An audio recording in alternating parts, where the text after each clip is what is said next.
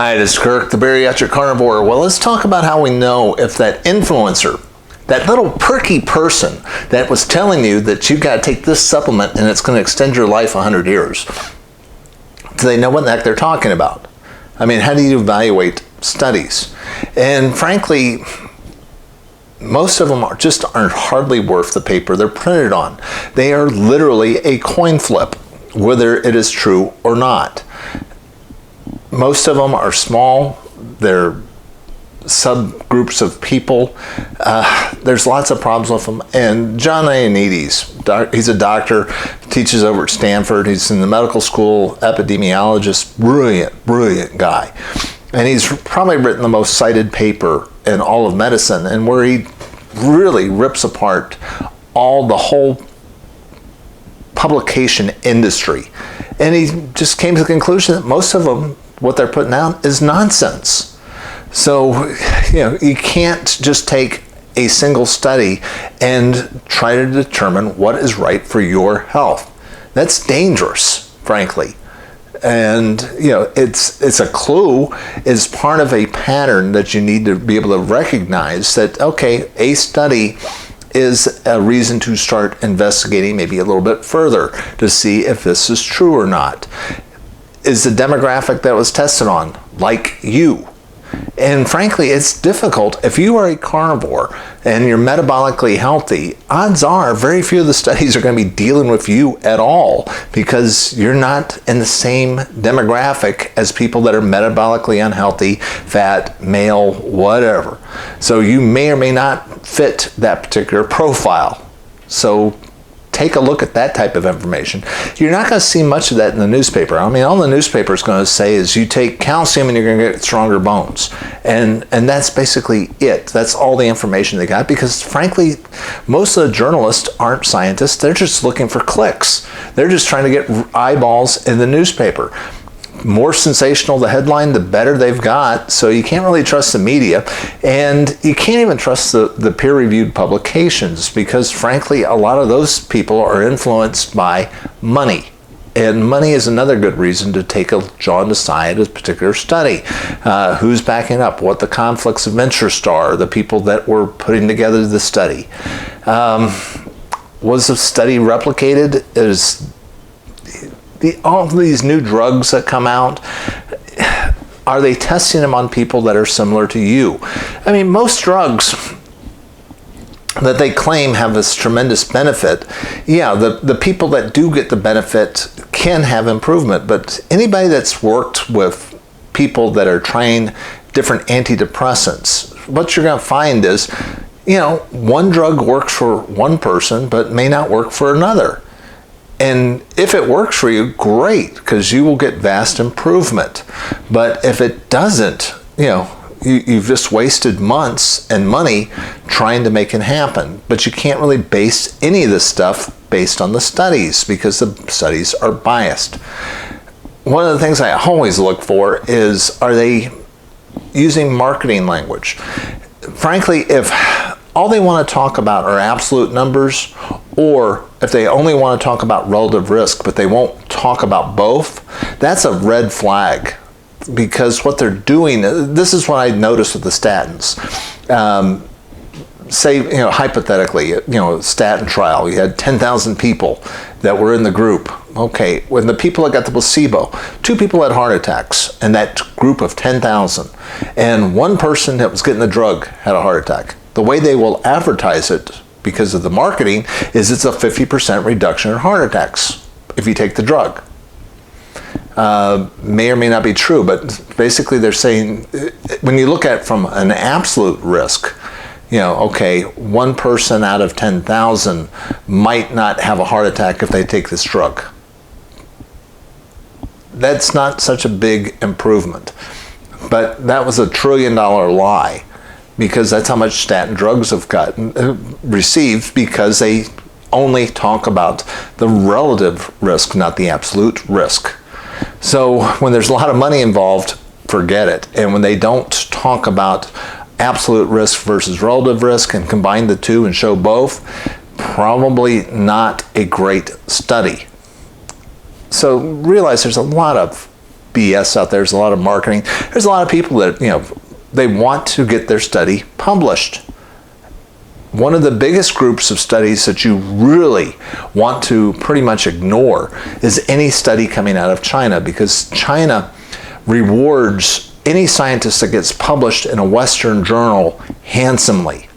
And there's a lot of competition to get published if you're a Chinese scientist. And they fudge the numbers a lot.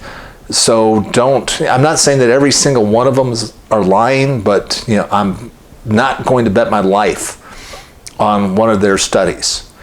And the hard part about it is before you really put your whole heart and soul in a particular therapeutic or something like that, is you've got to be able to see, okay, you have this study, but was it reproduced? And this is hard because scientists don't really like to replicate other people's studies because there's not a lot of glory in it. You don't get a lot of academic bonus points. You get academic bonus points if you're the first one to discover something. And that's where the real bias is. And you might think, well, it's been peer reviewed in a really prestigious journal. That's going to make a difference, right? Well, the whole peer review is a bit of a racket when you really understand it. The people that are doing the reviews are not paid to go through, and they often don't have all the data. And many times it's supposed to be a blinded thing, but they know a lot of the people in their particular field. So they kind of know who's doing what study, and they realize, oh, I'm reviewing Fred's stuff. And, Fred, I'll give him a good review so that, other people, Fred will give me one later on. So that the peer review is hardly worth the paper it's printed on nowadays. And we're supposed to, when we get a look at a study, we are supposed to, at the end of it, have the conflict of interest statements in there. And not all of them get listed. You may find out that somebody that's signed off and did a study has been a consultant for Coca-Cola for a long period of time, and they didn't list that as part of their conflict of interest because it wasn't relevant in the study as far as they were concerned. But the fact that they do have financial interest in it could be biasing their study. So you really want to know that type of stuff too, as best you can. So how do you figure out what's true or not? Because I'm giving you a lot of reasons why you really can't believe any of it, but there are some things that you can do that kind of help improve the odds. First of all, use your own common sense. I mean, if somebody tells you that if you snap your fingers 3 times every morning, you're going to live to be 100, that's nonsense because there's no mechanism of action. It just doesn't make any common sense. So you can eliminate those type of things. But, okay, if something kind of makes mechanistic sense, if, when they tell you, a calcium supplement will help cure osteoporosis or something like that, well, then start looking at other things. Like, okay, maybe you might want to take a little dive into what makes up bone. And you realize, it's kind of a lattice work and it's mostly protein and there's only a tiny bit of calcium. Why would adding this mega dose of calcium make a difference? And then if you kind of wait and let other people take the arrows, then you might find out, that calcium, all it's doing is going straight into the bloodstream and creating clogs and arteries and hardening the arteries and stuff like that. Oh boy, I'm glad I didn't do that. I mean, very rarely is anything so important that you need to do it today. So take some time, let other people take all the arrows and figure that type of stuff out. When things stand the test of time, there's a good reason for it. Realize that, frankly, most of the stuff that is health related really boils down to your diet, your exercise, and your sleep. Basic lifestyle things. That really cures about 90% of really all the hardcore damage that you're going to do to yourself. I mean, if you really want to maximize your genetic potential and you get those 3 right, you're about 90% there. That takes care of most chronic diseases, like autoimmune diseases are going to improve dramatically if you get those 3 things right. Your type 2 diabetes will get better and maybe go into complete remission if you get those 3 right. But you mess up on any of those 3, you're going to have problems.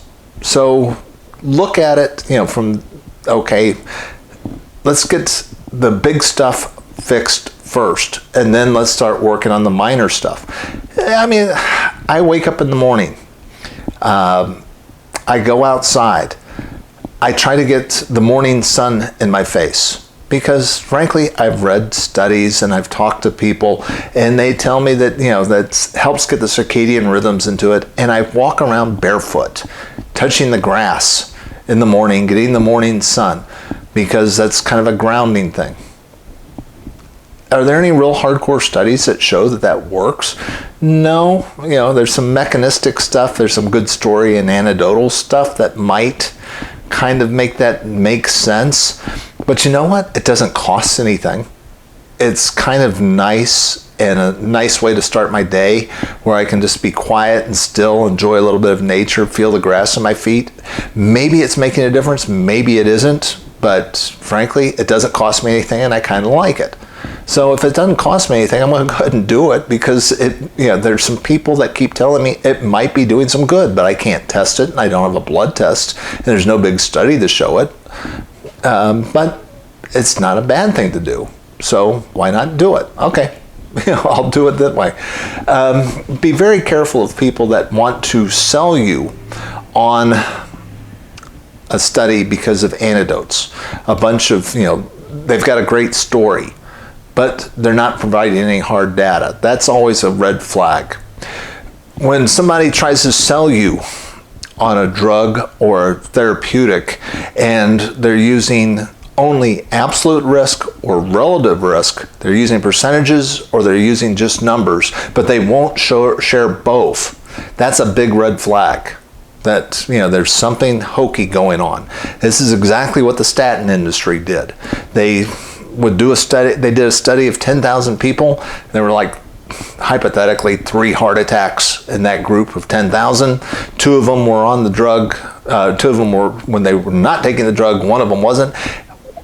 And they won't talk about the absolute numbers that, hey, we stopped 1 person in 10,000 from having a heart attack with this drug, which doesn't sound like a big deal.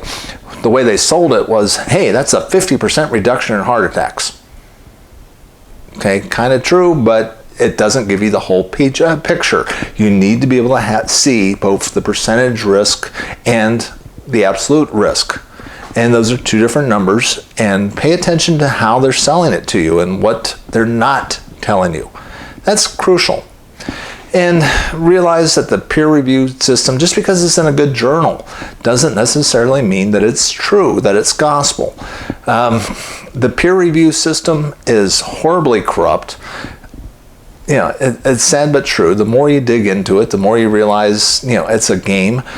The journals are really into the business of printing reprints. That's where they make the bulk of their money, so they want to take drugs or take articles and studies coming from big pharma, because they know they can sell lots of those reprints to the pharmaceutical industry, and that's where they're going to make lots of money on the back end. It's a racket.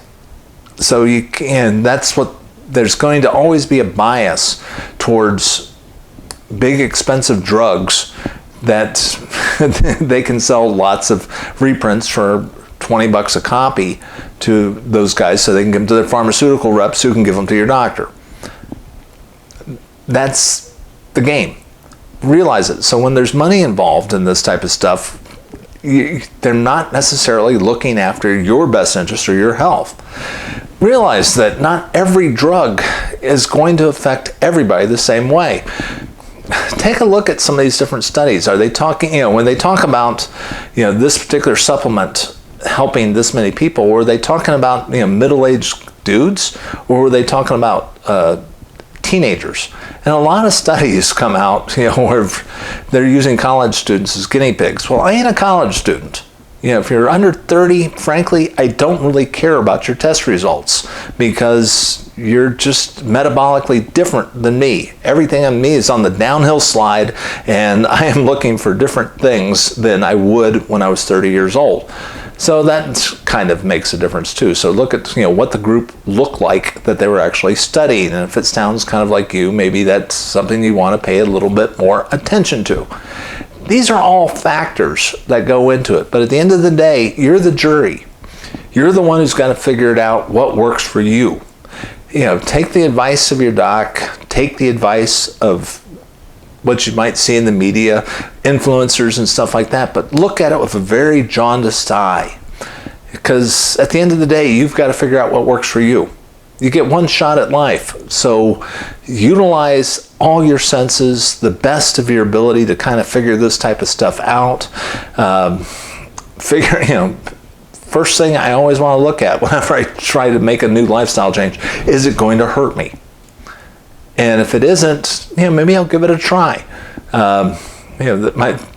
Playing around with different fermented foods. At the end of the day, it didn't hurt me.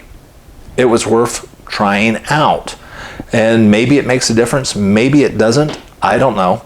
But I know certain things for certainty, that when I eat low carb, my blood sugar stays steady, all the markers of metabolic health get better, my waist size goes down, I get stronger. When I exercise, when I get good sleep, I have a better day. I feel better.